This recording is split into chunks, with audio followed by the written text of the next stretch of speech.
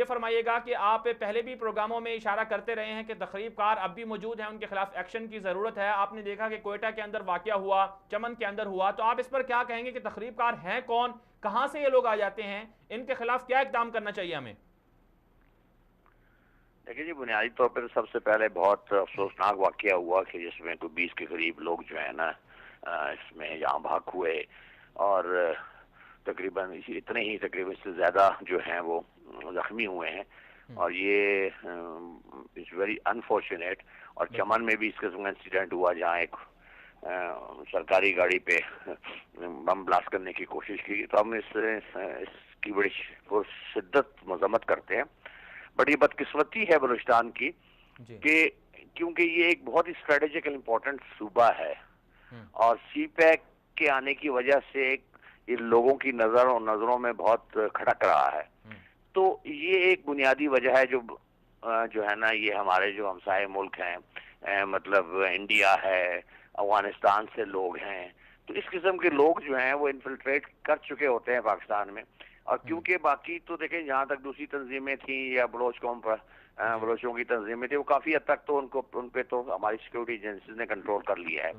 But کیونکہ یہ فرقہ وارانہ، اس کو ہم زیادہ اہمیت فرقہ وارانہ طور پہ دیتے ہیں، کیونکہ یہ جو کوئٹہ میں ہزار گنجی میں جو انسیڈنٹ ہوا ہے یہ پیورلی ہزارہ برادری پہ ہوا ہے. تو اب ہزارہ برادری اوبویسلی سارے اہل تشیع ہیں، تو اس کو ہم بنیادی طور پہ اسی اینگل میں دیکھ رہے ہیں، کیونکہ اور تو کوئی ایوینیو نہیں ہے، کوئی راستہ نہیں ہے ان کے پاس. تو یہ ایک بلوچستان کو ایک فرقہ وارانہ پرابلم کی طرف دھکیلنے کی کوشش کر رہے ہیں، اور وہ لوگ جو بلوچستان کو انسٹیبل کرنا چاہ رہے ہیں، جو بلوچستان میں افراتفری پھیلانا چاہ رہے ہیں، تاکہ بلوچستان میں جو اگر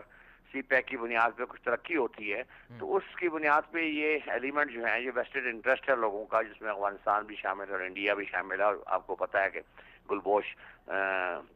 یادیو کا بھی ایک یہاں جو ایک سسٹم تھا اس کو بھی ہم نے کافی حد تک کنٹرول کیا پاکستانی گورنمنٹ نے. بٹ ابھی تک بھی ہم جو ہیں ان کے پیچھے ہیں، اور بالکل آپ نے سر درست نشاندہی کی ہے کہ فرقہ وارانہ جو فسادات ہیں اس کو بھڑکانے کی کوشش. اس سے پہلے ہم نے دیکھا کہ 23 مارچ سے ایک دن پہلے مفتی تقی عثمانی جو معروف عالم دین تھے، ان پر کراچی میں حملہ ہوا، تو اور فرقہ وارانہ فسادات کو بڑھانے کی کوشش کی گئی. تو آپ کے خیال میں ہم نے دیکھا کہ ہزارہ برادری کے ساتھ ہے، وہ بالکل پاکستانی ہے، پاکستان میں رہتے ہیں، ان کی سیکیورٹی، ان کا تحفظ پاکستان کی ذمہ داری ہے، لیکن چند لوگ ہیں ان کو یہ بہکا دیتے ہیں، وہ پاکستان کی فوج کے خلاف نعرے لگا رہے ہیں. بی بی سی نے لکھ دیا کہ ان پر جب حملہ ہوا تو جو حملہ کرنے والا تھا اس کو جب پیچھا کیا گیا تو وہ کینٹ کے اندر جا کے، فوجی کیمپ کے اندر جا کے داخل ہو گیا. تو یہ پاکستان کی افواج کو بدنام کرنے کی کوشش ہو رہی ہے.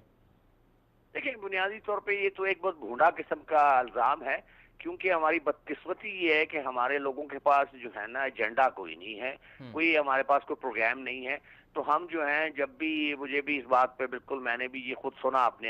کانوں سے کہ جو ہزارہ برادری والے جو آ کے پریس کلب کے سامنے احتجاج کیا تو انہوں نے بھی یہ لفظ استعمال کیا کہ جی یہ جو دہشت گردی ہے اس کے پیچھے وردی ہے. تو یہ ہماری بدبختی ہے، بیکاز اس لیے کہ یہ ان کے پاس کوئی سالڈ ایویڈنسز یا سالڈ چیزیں لوگوں کے پاس نہیں ہیں. اور ہماری پاک فوج جو ہے وہ اس قسم کی، بیکاز فوج میں جو ہے نا یہ فرقہ وارانہ روایات کا کوئی کانسیپٹ نہیں ہے، اور نہ ہی فوج اس معاملے میں انوالو ہوتی ہے. فوج کے لیے تمام جو ہیں پاکستانی ہیں جس فرقے سے بھی تعلق رکھتے ہیں ان کو ایک نظر سے دیکھا جا رہا ہے، اور فوج کبھی بھی اس قسم کی کارروائی نہیں کرتی. یہ صرف ایک پروپیگنڈا ہے، کیونکہ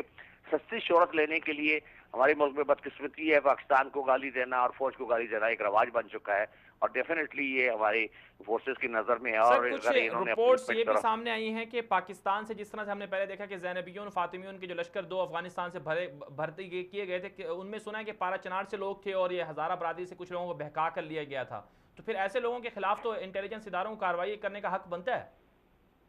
جی بالکل بالکل، اس میں ہو رہی ہے، کارروائی ہوئی ہے، اور ہمارے انٹیلیجنس ایجنسیز نے لوگوں کو گرفتار بھی کیا ہے، اور اس بنیاد پہ تنبیہ بھی کی گئی ہے. ایران کو بھی تنبیہ کی گئی، اور اسی طرح جو ہے نا باقی جو افغانستان میں جو ان لوگوں کو ایکسپلائٹ کرا ہے تو ان کو بھی تنبیہ کی گئی ہے. اور اس کی وجہ سے اگر آپ دیکھیں تھوڑا سا بیک فٹ پہ جائے، تھوڑا سا کچھ عرصہ پہلے دیکھیں تو یہ بہت حد تک جو فرقہ وارانہ جو ایکٹیویٹیز تھی یہ بھی کافی بلوچستان میں ریڈیوس ہو چکی تھی. بٹ کیونکہ اٹ از انفارچونیٹ کہ ابھی تک وہ ایلیمنٹ اس سسٹم میں موجود ہیں جو بلوچستان کو کسی نہ کسی طریقے سے انسٹیبل کرنا چاہتے ہیں، تو ابھی تک بھی جو ہماری ایجنسیز ہیں، جو ہماری سیکورٹی فورسز ہیں، وہ اپنی تندہی سے ان کے پیچھے کام کر رہی ہے. اور امید ہے کیونکہ ابھی آپ تھوڑا سا اس بات پہ بھی تھوڑا سا جائیں کہ 21-22 کو جو ایک ہمارے پرائم منسٹر کا جو وزٹ اسکیجول ہے ایران کے لیے, تو ڈیفینیٹلی یہ چیزیں ہائی لائٹ کی جائیں گی تاکہ وہاں سے بھی کوئی اس قسم کی ایکٹیویٹی نہ ہو جو ہمارے ہمسایہ ملک ہیں ان کے ساتھ, جو ان کے ساتھ تعلقات ہم بہتر چاہتے ہیں, وہ خراب ہو.